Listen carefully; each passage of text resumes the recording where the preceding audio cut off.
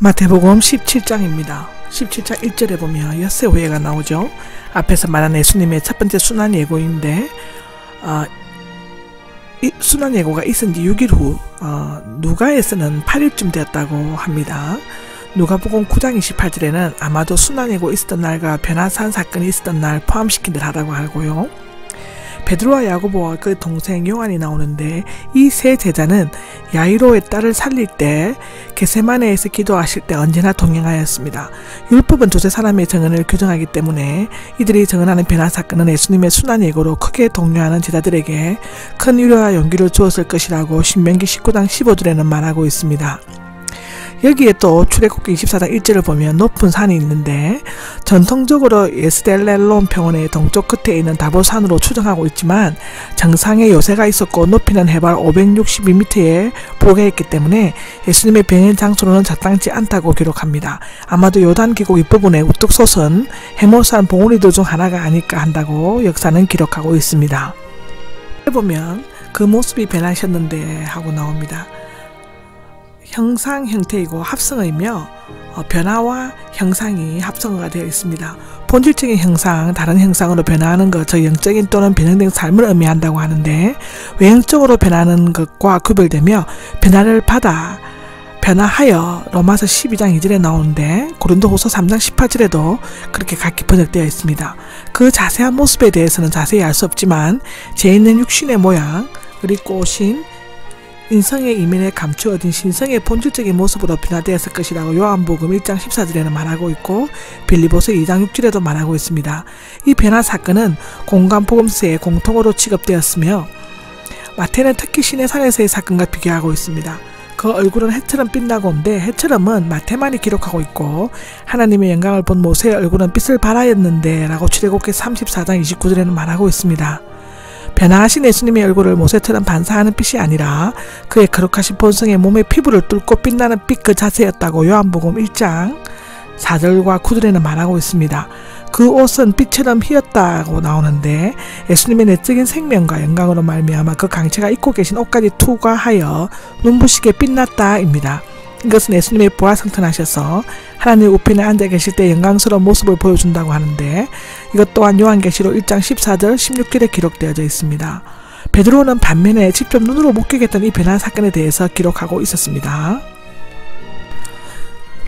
17장 3절입니다. 모세와 엘리야, 모세는 율법의 대표자이고 엘리야는 예언자의 대표자였는데 구약 성경을 나타낼 때는 율법과 예언자로 표시되어 있습니다. 마태복음 7장 12절에 나옵니다. 두 사람은 공통점을 가지고 있었습니다. 산에서 하나님을 만나 배웠고 모세는 무덤이 알려져 있지 않았으며 엘리야는 볼수레와 볼말로 성천하였고 특히 엘리야는 선구자로서 올 것을 예언되었습니다. 그들은 사역은 예수 그리스도의 대표적인 죽으심에 대해서 언급하고 선거하는 것이었으며 드디어 그들은 그 성취자 앞에 나타나게 되었습니다. 그들은 예수님의 순환에 대해 이야기를 나누었지만 제자들은 그 의미를 절실하게 깨닫지 못하였다고 누가복음 9장 31절에는 기록하고 있습니다. 4절입니다. 주님이 나오죠. 주인, 모든 것을 통치하는 자의 뜻인데 종이 주인을 존경하여 영화스럽게 부르는 호칭이었는데 마가복음에는 선생, 누가복음에는 곁에 서 있는 자, 감독, 통치자로 되어 있습니다. 여기에 좋습니다는 베드로는 너무도 황홀하고 위험스러운 감경에 압도되어 자신도 모르게 고백하는 말을 하게 되었는데요. 마가복음은 무서워서, 누가복음은 깊이 졸다가 온전히 깨어나 자신들이 하는 말을 알지 못했다고 기록하고 있습니다. 마가복음 9장 6절, 누가복음 9장 32절에 나오고요. 그는 그 계시의 장면이 계속되는 그곳에 오래 머물러 있기를 소원하였는데 변화사는 평소에 지진 전도나 십자가의 길보다 항상 바람직한 것이었습니다.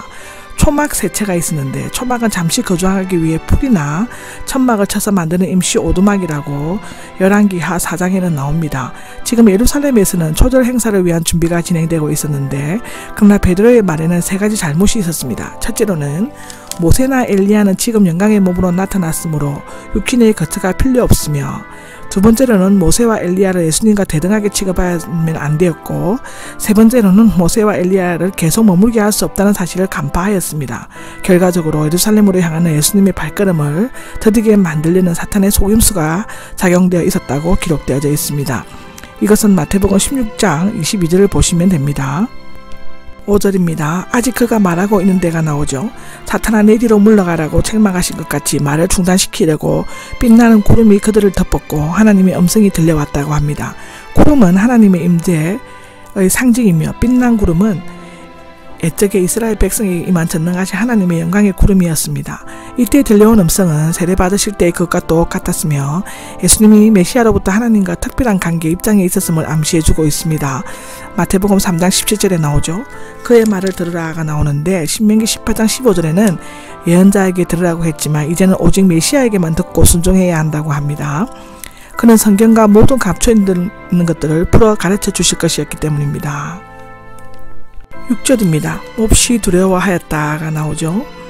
제약된 인간이 거룩하신 하나님 앞에 설 때는 일반적으로 느끼는 절대 공포심이라고 이사야 6장 5절에는 말하고 마태복음 14장 27절에도 말하고 있습니다.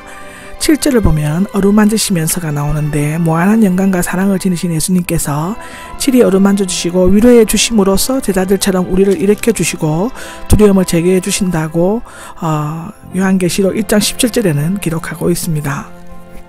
8절에 예수님 외에는이 나오는데 이제 율법과 예언자의 완성자이시며 실체인 예수님께서 오셨으므로 그에 대해 예언하고 그 길을 예비하던 율법과 예언자의 대표자는 물러나야만 한다고 합니다. 예수님과 함께 있는 그곳이 곧 하늘나라이다라고 하고요. 9절에 보면 아무에게도 말하지 말라가 나옵니다. 제자들은 본 것을 사람들에게 말하고 싶었을 것이었습니다. 그 이유는 모세가 약속하신 메시아의 전형일 뿐만 아니라 엘리야도 메시아의 선구자라는 것을 종교 지도자들이나 백성들이 잘 알고 있었으므로 오히려 알리는 것이 큰 효과를 낼 것으로 추측했기 때문이었을 것이라고 그들은 그렇게 생각했다고 합니다.